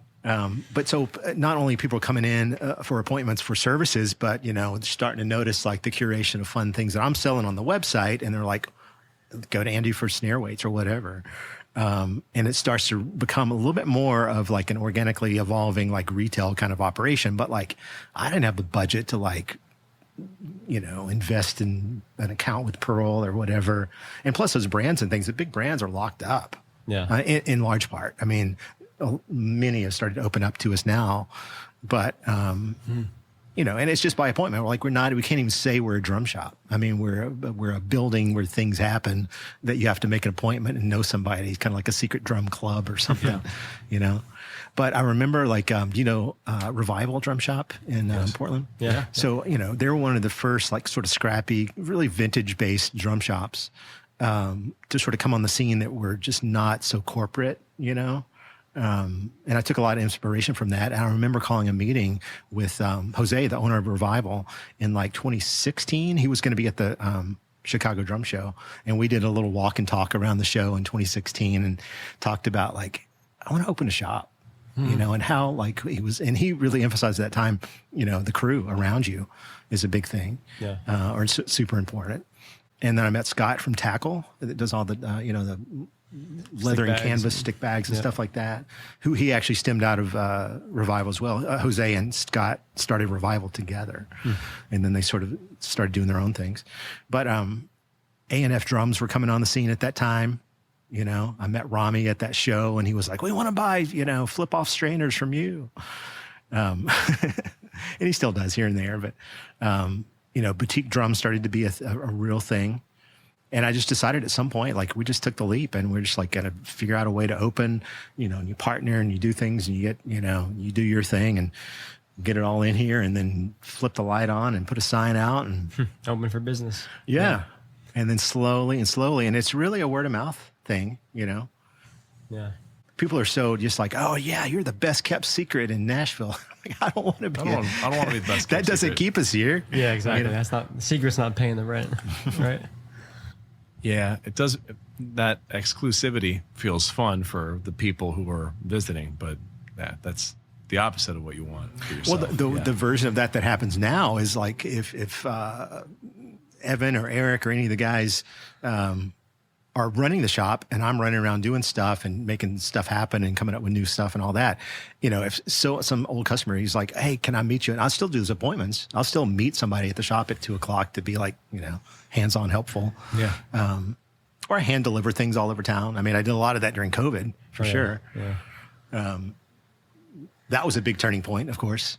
And everybody's just like, you got to close? Like, how do you, I didn't know. I had a surplus of 12-inch tom cases and I started just piling all of the accessories into 12-inch tom cases to my garage. I was like, I'm just going to have to ship stuff from my mailbox. Yeah. You know, that's how I'm going to survive this, I guess. Who knows? Wow. I didn't know if I could even be allowed to drive 5 minutes and come in my shop and work, you know? Yeah. Turned out to be that you could. So I did all that like panic grab and take home and try to stay alive for nothing really.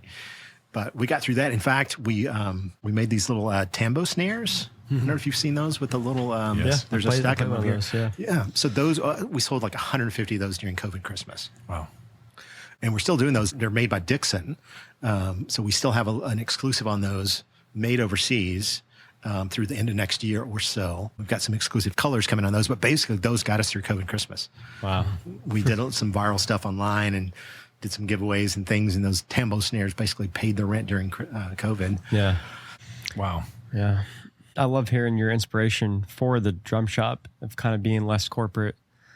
And I think having that personal people to put a face to the business is important. You know, because we've all been to guitar centers and, you know, I'm not knocking them, but definitely is a different experience. You know, you walk in, you're greeted by, you know, corporate salesmen that have their objectives. And I love it when people walk in and I'm like, hey, John, you know, Yeah. that's a good feeling. It's like a neighborhood kind of vibe. yeah, I love that. I mean, especially being in East Nashville is a big part of that, but you walk into Drum Supply and it's just, you say hey to Andy or say hey to the other, you know, whoever else is working here. And Well, that's the thing. it The really guys, does feel homey, and I can talk to you about the products. You know, you're not trying to sell me on just the most expensive Well, drum I mean, or when we anything. have a new product in here, one thing that's a selling point for us to a vendor is like, you know, Fortune's great, and we work with those guys a lot in a lot of ways. But if there's something like in plastic behind the counter or bass drum beater or whatever, like, you know, we're going to rip those things out of the package, Right. And you're going to get hands on, and you're going to try them, and you're going to get more of a focus here as a new product. Yeah.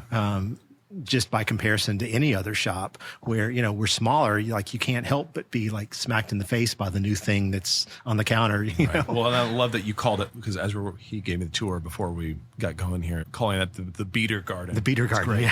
Yeah. Just Sometimes people are like, I'll take this one. And I'm like, yes. And they're expecting me to pull out one in a package. Like, no, that's the one. Yeah, there you go. Cool. It's there for you to try and buy. So how long has the shop now been in East Nashville? Well, gosh, I mean, 15, longer. Well, I've rented this building for 20 years. Part of that time was the wood shop, and then overlapped with when we had to cram in from, I don't know, if you're excluding the time in Germantown, Yeah. you know, probably 15 years. Wow. Something like that. But we're heading towards 30, which is just nuts. Amazing. Just nuts. So you've seen, forget owning a business, but like even just being a resident here. I mean, I've been in Nashville. I've lived in East Nashville since 2021. Yeah. I've seen new condos getting built, you know, it seems like every month. I've seen it's houses crazy. get, you know. I get a flat tire every month. Yeah. Oh, yeah. From all the Yeah, construction. for sure. So how has that change been as a small business owner, as a resident? you've seen, and how supportive has specifically the East Nashville Oh yeah. community been with, pharmacy now up and Mas Tacos and all the Yeah. other restaurants? I mean, and- we do get some tourist traffic, which is great. Yeah. And they'll come in and they'll spend a lot of time in their percussion room, and they love shakers and tambourines, and often buy we sell so many hats, and t-shirts and stuff like that. So that's part of the business model in this location to keep us alive. And it's great, that touristy thing. But, it's the locals that I like seeing when the Broadway drummers come in to grab the sticks or whatever, you get to know the model that they like or whatever. And you're like, dang, we're out of these, but try these, Yeah. But no, I mean, everybody's super supportive. I mean, as far as living in the neighborhood and the change and stuff, there's definitely some negative vibe for me, just the change. Yeah. I mean, the mom and pops shops like ours will be displaced. Yeah. Like money will win at some point in this. I mean, my building owner's been offered $3.5 million 4 years ago. This would be an $8 million corner now. Yeah. Gosh. Thankfully, we have a 2-decade-long relationship. Yeah. And, we've got incredible rent here. We're still way below market. It's going up, Yeah. but we're still like at no pace. I mean, just to find a new space. And I mean, I have to keep that on my radar all the time, all the time. So I know like what spaces, what you get and what you pay for them around here. Some are like profit taking now. Like it's like, $55 a square foot, and we want 3% of your gross profit, Oh man. every quarter just to operate. Like that's not sustainable. Yeah. So mom and pops don't live in that. I mean, that continues to always be the kind of negative, kind of the shadow of this town, right? I mean, Yeah. just we're seeing our friends that can't afford to have businesses or just live here. You know, it's just too expensive. Not to get political, but it doesn't always seem the government has a small business in mind. Yeah. I mean, his property tax is a big thing that our landlord cites when he does talk about raising the rent. It's like, well, we know we can't sign for too many more years because we don't know what the property tax is going to be. And, I mean, if we're not here, we'll be somewhere, hopefully in the neighborhood or not far away, always, or as long as, I can control it. Yeah. Well, just from having this conversation with you, I know you're the kind of guy who would, if this, God forbid, that you weren't able to keep this spot, you would just do it from wherever you We're had to do it. scrappy and we'll find a way. Scrappy. Yeah, exactly. And, that's always on my radar. So always, and on top of that, even if I could stay here for another 10 years, we need more space. Yeah, you do. I mean, we are on top of ourselves. We opened the guitar shop over there, which is not something for the Nashville Drummers podcast, but we opened gear posts, everything else not drums, to make the shop a little bit more sort of sticky for an entire band. So when you string players come in here and you're like, oh, you guys you playing with your drums? You just go in your little corner. There's You a got glass door. pedals and there's like It's- string things. It's almost like a little trap for the guitar players. It's like, you go there, close the door, now I can stay for an hour as the drummer. And you guys got a pretty good selection of audio equipment as well. Yeah, right? I started getting more into that stuff during COVID too, really trying to diversify. It's another tactic during COVID, just to, we opened up with like Roland and Yamaha, and I think Pearl was actually doing, we sold so many of your Compact Traveler drum kits. Yep. Our rep was like, you need a trophy. Shout out to Kyle Loggins over at Pearl. Doing good work. As soon as like people's kits were like locked away on tour buses and mid tour, or they were holed up in a cabin and they just wanted to play. Yeah. And just those little fold up kits. I shipped so many of those. I would keep 2 in my car at all times because I'd just be dropping one off here and there amazing. and there, or selling them on Reverb or whatever. Yeah. It's those kind of things, you to just pivot and do what you have to do. And if we lost this space, the same kind of thing, But I just I'm getting to the point now where like I could like pick up my business and move 20 years ago, in a more digestible way. But like now I don't I need 4 months to move just to even think about moving. Yeah, just to move these snare drums Just to behind move us. this wall Yeah, over here. take a few weeks. Yeah. Well, But keep coming in and discovering the shop and supporting the shop and asking for stuff, and I'll find it and we'll keep it as a regular item for you, and be here for you, and just keep being here for us, and we'll be here tomorrow. I love it. Amazing. Yeah. that's great. We kind of covered the past, and I guess we're now caught up to present day Drum Supply. as people know it. Future? Who knows? Yeah, what's the future? I mean, we've I don't even know. Drum Supply Rehearsal is the future. I mean, Yeah. I mean, I just love hearing you as a quintessential entrepreneur business. Oh man. I mean, you're saying all the right things as diversification, knowing when to pivot, Yeah. zigging when they zag. I don't know what's next. Yeah. I mean, I would like to stay in the neighborhood, get more square footage, develop a lesson program. We've got teachers chomping at the bit that want to, teach in the shop. We could do that. I'm going to try that model at Rehearsal and see what happens there.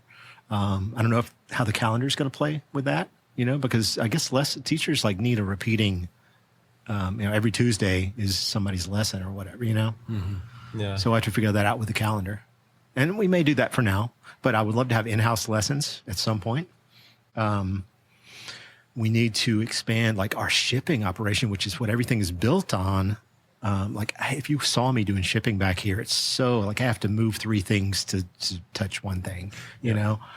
I need a shipping department, a space for that. Yeah. Whether that's off-site, but then like you're shuttling back and forth inventory from one spot to the next. I don't know. It's like if I put all the parts in a shipping warehouse, not here, then I still need parts here to service, walk-ins and stuff. So there's challenges with that, but just a bigger space in the neighborhood that's affordable. That's the challenge. Yeah. But I don't know. Things you never know. We'll see. Before the drummer stool, I had no idea that I'd be sitting here saying like today, like how it's like I just saw you. Was that a month or 2 ago? Yeah. And now suddenly like we're partnering with them and this is a thing. You moved quickly on that. The next Wow, thing could be impressive. right. Like what's going to happen tomorrow? I don't know, but something awesome could But I happen. love that you seem to like you have the radar. Like you're not just like you said, you're not just in your way. Oh, we've got a good business, it's working, so I'm going to just shut off new ideas or possibilities. When it's like, that's part that I love, that growth and that model. If I could just like direct somebody's business to grow in fun ways and not have to actually do the work, that would be a fun job. Wow. That's probably somebody's job. I guess consulting, like Mark was talking about. I was gonna say, man, I think I know a few people who would hit you up for that. Well, hey, call me. You mentioned working with Forks. How special is it having, not 1, not 2, but 3, maybe more drum shops here in Nashville, and then describe that community? Yeah, just a whole different thing. For example, Forks is like, they've got the budget to keep those, every zildjian cymbal made. Yeah. And, I might be like, let's get some 5K suites this month, whatever, and whatever people ask for. But, that's great because sometimes, people just want to come in and support us. And if we don't have the thing, I will go find the thing. I'll basically concierge service, go over to Forks behind the scenes and get you the thing that you need and meet you tomorrow at 2:00. And here's your thing. Yeah. Thanks for supporting. So you guys are actively working together in that way. Yeah. And, they'll send people over. Joe will call me. You got this drum head or whatever. We just sold out and back and forth, that whole thing. Yeah. Yeah. It's awesome. There was another guy who was a tech I think he was trying to do some sort of drum shop over off of Dickerson somewhere, but I haven't heard much about that. But Is that FDS? no, he's doing a thing, but he's more of a tech thing, right? Yeah. Yeah. Yeah. I don't Finch. think he has a. Yeah. He sends people over for like drum wraps and stuff like that. Yeah. He's like killing it with custom drum heads. He really is. Yeah. That's his thing. Dude, he's a beast. Finch is a beast. I love that guy. Yeah. He's intense. Yeah. I remember that one. He was like, if you're making coffee or fixing drums. Yeah, he's and it's fun to see people like that like just not pop out of nowhere, but it's like seem to show up on the Nashville drummers' radar, suddenly, and they're doing a thing, and like, what's he going to do next? Yeah. How cool has it been for you to see? Because you're literally seeing all these drummers moving here, coming into the shop day after day. Kind of keeps you current, right, with the trends and what people are playing. I'm so out of the loop with artists. Yeah. People are like, I'm playing for so. I'm like, awesome. I don't know who you're talking about, but but I do sometimes. Like I'll look up, like I'll see a name on a credit card, like purchase or something. After they go, I'll find their Instagram and be like, hey, follow. Wow. It's tour season right now, I guess. It seems to be. I'm a little bit out of the loop of actual timing, but like I can tell that it's tour season because like everybody needs stuff fast. Yeah. And it's like, It's always an emergency. Yeah. Like just in the last week, I think I was starting to tell you, Dan, yesterday, like, I think it was like Chris Stapleton's drummer needed a die-cast hoop. Slipknot's guy needed something. Striper, which was the 80s Christian group, they needed like two 24-inch matching drum heads. They had to be clear, delivered to the tour bus at soundcheck today.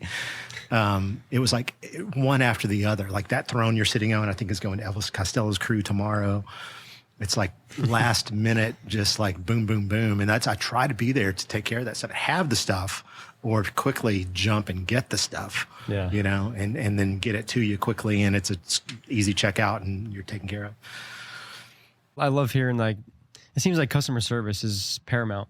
And it always has been. It is. You can, I mean, sometimes you can let that slip and it's like, it's not intentional ever, but it's like super important. I mean, for even the big brands like Pearl, I mean, the reason artists come to us is because of that personal relationship and we take care of the artists. I mean, it kills me when emails get buried or text or whatever. And it's like, I just, you know, it's just, oh yes, we're on this thing. And then your message is gone in 30 minutes. I'm like, 3 days later, what was that guy, you know? And so, and even when it's just a simple misstep and like, oh, well, we just got missed. Sorry about that. Like sometimes people will take that really personally. Oh, I know.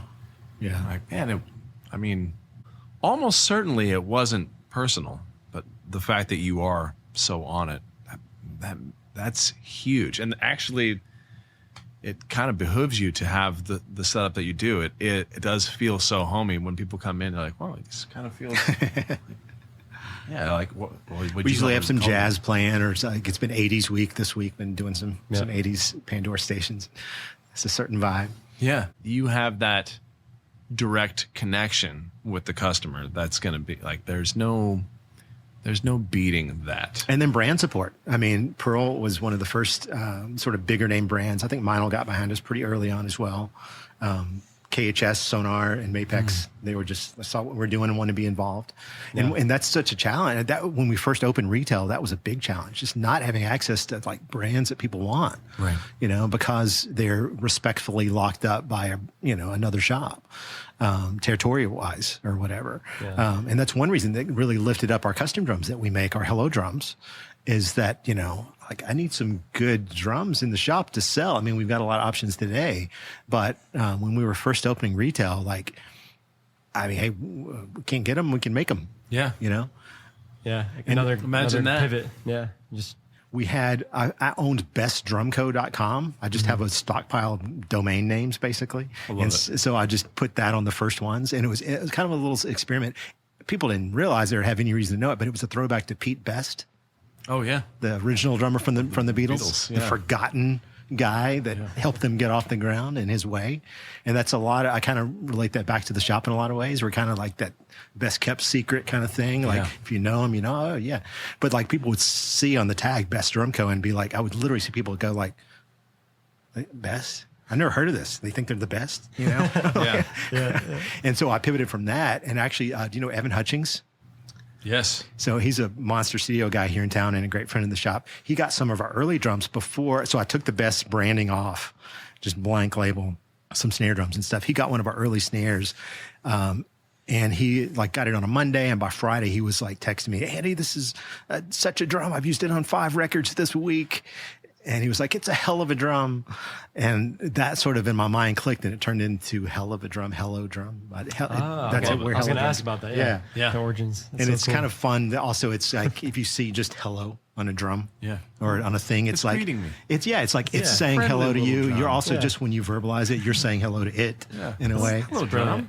It's a little bit of a smile. There's a little bit of an Asian MIJ kind of thing going on, made in Japan kind of thing with it. The fact that it's hello drum, not hello drums. There's a little bit of a misspeak there, and it's by some standard. I don't know. Well, it's funny you say that. We experienced that with Pearl, because it's Pearl Drum. If you go to the website is pearldrum.com. I mean, Pearl Drums will they own forward, that too. But it's literally Pearl Drum. Yeah, that's on a lot of different materials too, and it's always like it kind of bothers me. But I mean, that's like anyway. I don't know. It's like, do you remember Hello Kitty? Oh yeah, absolutely. There was a little bit of a Hello Kitty inspiration in Hello Drum too. I don't know. Yeah. Hello Kitty. Yeah, it's got some cuteness to it. Yeah. Well, it seems and like it's just fun. It's just a fun project for us. Yeah. It seems like a lot of the drums I've seen are like they're pretty bright, colorful. Sometimes finishes, right? when I'm able to get them coated, sometimes I was going to have a bunch of those at the drum show, and now if you've by the time this podcast drops, came to our booth and there's not colorful drums. It's because I've waited too long and like now I can't get them done in time to make the show. So there's going to be chrome and black and white. There you go. Can't go wrong with monochrome. Which are totally fine. Well, and that sort of evolved too. Like at one of the early drum shows, Chicago drum shows, I was just trying to take our standard copper, brass, aluminum, steel shells and make them more special. So it's like make this one green and blue and mint green, you know, like fun colors, just the shells for people to make drums from. And then eventually we started making drums from them. And then eventually we put branding on them. And it's fun to see trends happen, you know? And like we have a baby blue drum shell at a drum show in like 2018. It's just a shell. And people see it and take photos of it. And then suddenly like brands have, you know, that same vibe. Yeah. And they're like, hey, you're copying our drums. Like, no, you saw that in our booth when it was just a fun thing. You know? Yeah, you're right. It's like the putty pad thing. Yeah. What are some other trends that you've noticed as a drum store owner? Oh, gosh. You've been in business for so long now. East Nashville's a little hipster. Definitely. So, I mean, the bigger the cymbal, the thinner the cymbal. It's not washy enough. I keep those and people need buy it. Yeah. It's not a laundromat. I don't know what else. I mean, people always love a good acrolite or a superphonic. Those are just mainstays. Yeah. I think my perspective, I've never seen so many accessories and toys available now, just everywhere. Well, there's like countless things to put on your head or your cymbal to make it sizzle or rattle or mute itself. There's a lot more mute products now. Yeah. I bought some of those. Yeah. So I actually need a few of those. I probably I need to get a snare weight because I keep using my wallet. Snare weight. Oh yeah, you need a drum taco. It's a magnet on. There's probably one stuck to a drum around here somewhere, but it's a little beanbag of like shot, like metal shot that magnets to the hoop, and it's more of a wallet weight. Oh, snare weights are great for just a little bit less than that. Yeah, and they're a little bit more breathable. Snare weights are where they sort of gate. Yeah, I need somewhere. Yeah, either that or I like the lesser of because the wallet sometimes is a bit much. Yeah, well, snare weight. There you go. There you go. I actually lost my driver's license that way. Oh no! Oh, out of your wallet. Yep. We've had wallets left on snare drums here for sure. Oh, I bet. Yeah. Well, it flew out. And it was gone. You're like a little less muffling. License out. Well, yeah, my driver's license and my HSA card. I was like, oh man, two worst things to lose. I know. It's really a terrible situation. And right before I had to fly to Hawaii too, Michelle was so happy. Like, okay, we're gonna expedite another ID for you, and I'm going to kill you.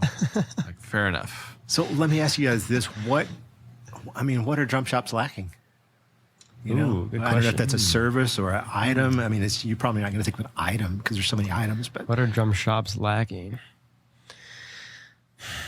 I mean, we're at an interesting point where, especially when you talk about clinics. Mm-hmm. I come from like the PASIC. I used to work for Percussive Art Society and like going to drum clinics and stuff growing up. And that return to in person, I don't think videos and social media will ever replace. That comes up a lot in our podcast. You know, the first clinics that you've seen or who has inspired you and, you know, just more clinics happening at drum shops. And I came up in the time of clinics, going to see John Robinson and Dom Famulero and all those guys. Yeah, and I feel like that's where the neighborhood drum shop, that's where those businesses kind of built the community, was around the clinics, you know. I want to do workshops. I want to do some like make your own snare drum workshops.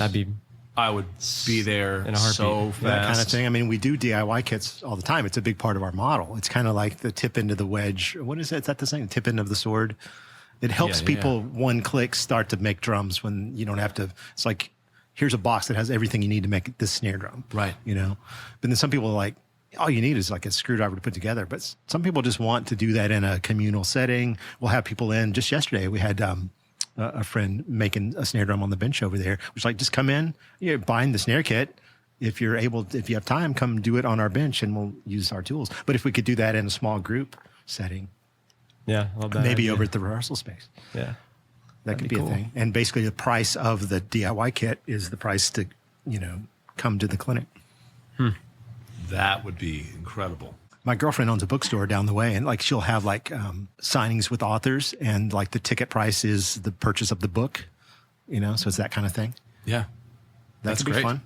I don't have the space to do clinics in here, but maybe sometime in a future shop. Yeah. But that's, that's kind of I don't know.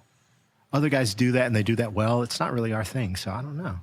That's a good point. I mean, just knowing when to not be everything to everybody. Yeah. But like, especially Drum Supply, I come here definitely for things. I've gone to Forks and Nelson, and it's cool that those stores can exist and each serve a need. Yeah. For drummers in a I different don't know. way. What else do we need? I don't know. I like your answer, Dan. That's. I mean, It's yeah, I so like- you're circling back to community, Yeah. Yeah. basically. Yeah. I think that's it. Well, it's always, what is any shop missing? It's usually community. And if you're able to do something like build your own snare in a communal set, like I've never heard of anything like that. Yeah. That'd be fun. I've always thought that in the back of my mind. That'd be really cool. It's on my list. Yeah. I mean, we could do, 3 guys on a Saturday, that in this space, we could do that. Yeah. Well, we could strike this kit like we did today and put it right here. But Right. Yeah. We'll sponsor it. It'd be great. hey, yeah, hey. Beautiful.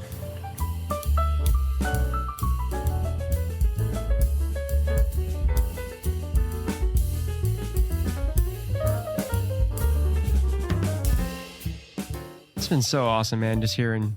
Thank you so much for sharing your story. I Yeah. had no idea, like the longevity and the history and like all these different areas and challenges that you had to go through to get to the shop that it is today. It's Thanks pretty for coming. inspiring to Yeah. hear. And it's just the beginning, Drum Supply Rehearsal, to bring it full circle. That's how we started, right? Like, it seems so fitting that Drum Supply would be the ones to open that rehearsal space, because like Drum Supply is always kind of there for drummers with accessories and solutions, and when things are broken. I so feel like our customer is like the working drummer. exactly, yeah, the You know, scrappy, like just the working drummer and the drummer that just wants to just like dive into his gear, in ways that, you don't necessarily, like more of a techie kind of mind.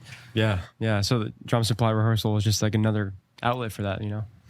So it's gone from toys, accessories, and products to now this whole new exciting service, Yeah. physical space. So we're stoked to see where that's going to take you. Me too. Want to do a few wrap up closing quick questions? Yeah, this should be fun. Yeah. I got I some. didn't prepare for these. That's the beauty. You can't. Yeah. Well, the best part is we don't either. Yeah. Okay. All right. Hit me. What are you drinking? Oh, gosh.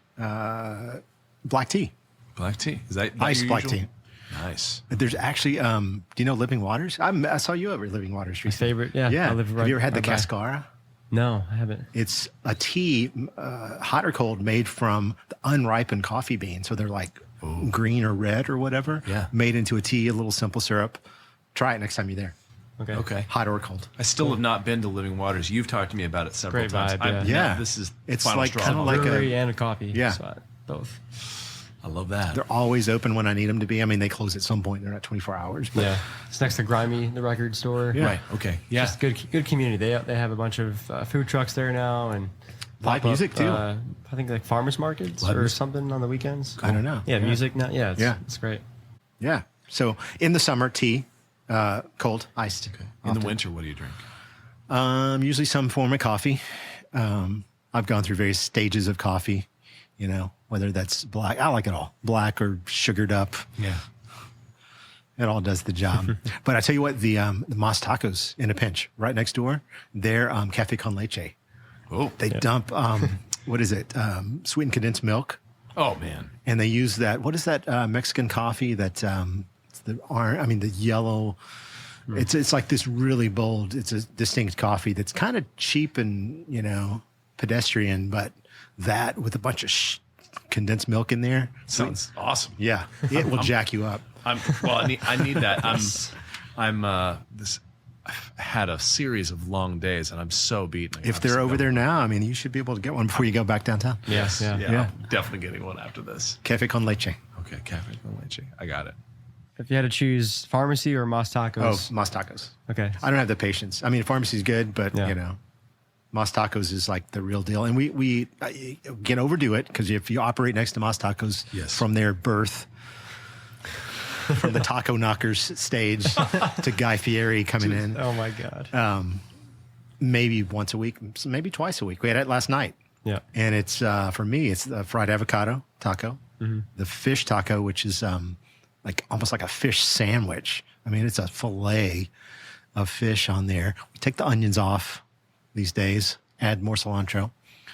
The street corn, cut off the cob, is our way. Let's go. And the tortilla soup. Beautiful. And the cactus making me tacos on Wednesdays. I think it is. Cactus and chorizo. It's a special, one-day special. Any other favorite spots? Food-wise? East or outside of East? Nicoletta's, Italian pasta. Love, yeah. Pizza. Yeah. You asked the question earlier, what do you think drum shops are missing?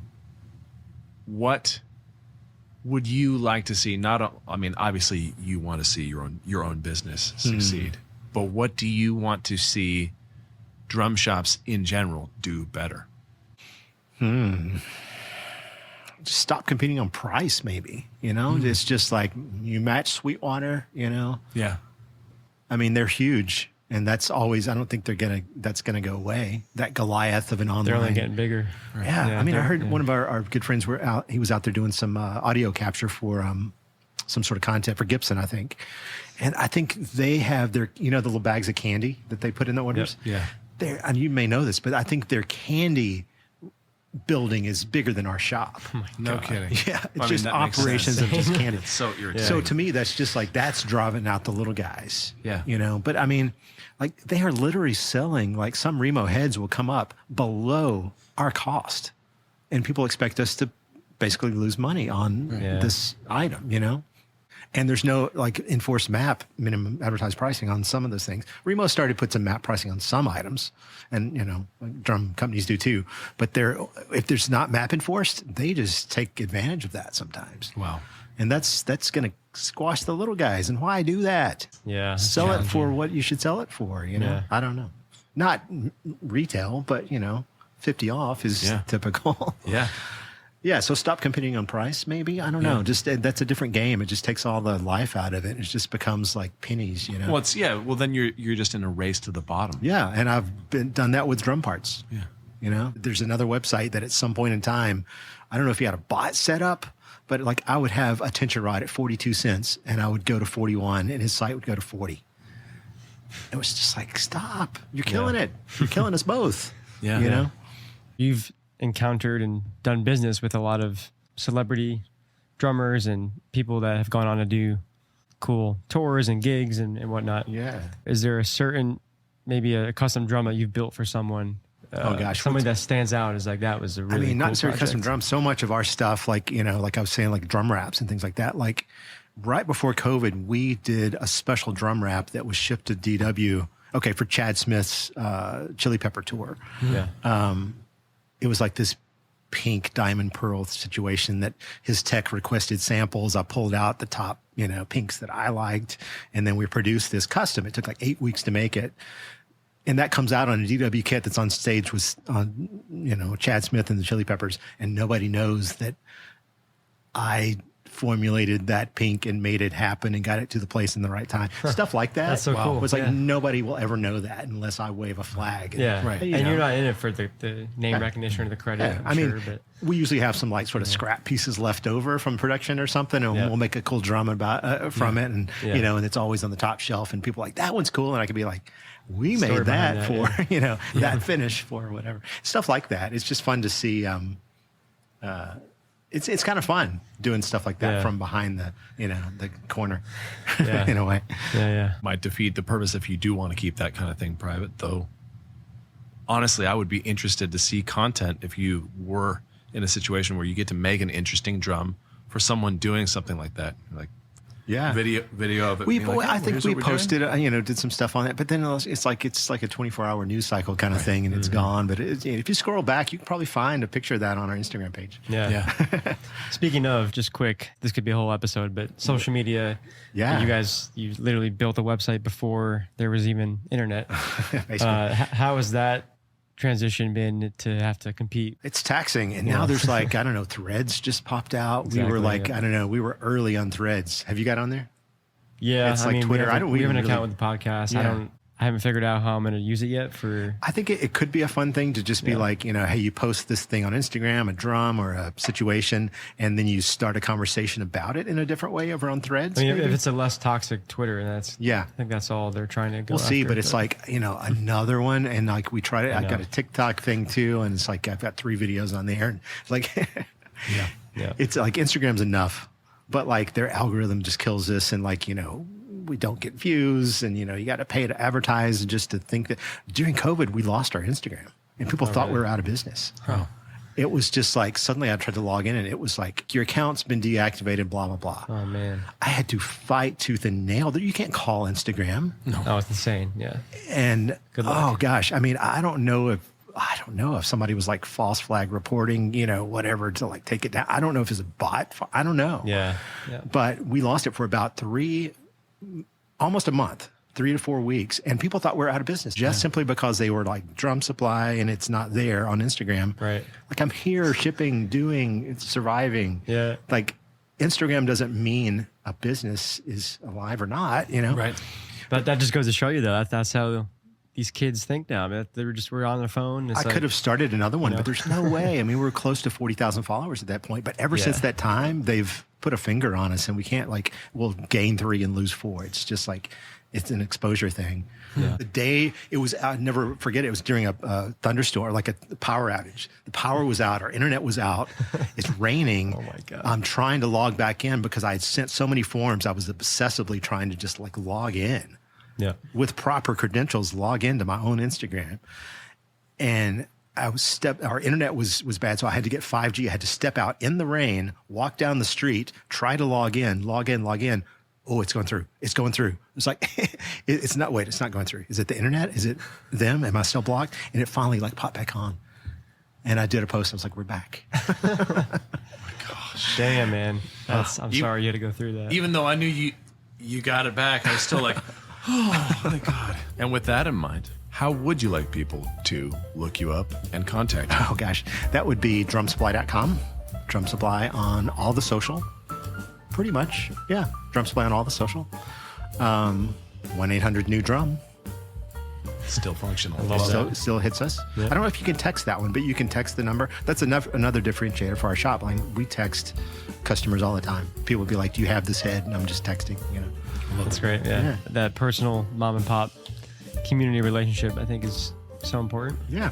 So, I don't know if we have any discount codes. We do have a local rewards program that you can enter in the kiosk over here and get like punches, and you get buy one, get one on a 14-inch Ambassador or whatever next time.